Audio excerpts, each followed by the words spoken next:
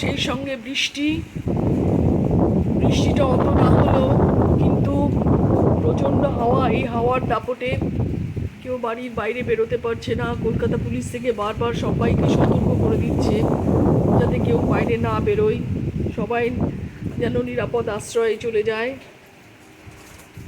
প্রচণ্ড একটা শনশন আওয়াজ, প্রচণ্ড। আমি আমার ব্যালকনি থেকে আমি তুলছি। আমরাও সেরকমভাবে বাড়ির বাইরে বেরোতে পারছি না, মানে বারান্দায়ও আসতে পারছি না। এখন মানে রাত্রি 11:30।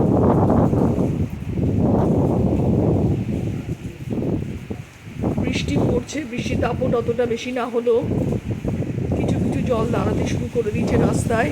একটা শনশন হাওয়া, গাছের পাতা নড়ছে, গাছের ডালপালা সমস্ত নড়ছে।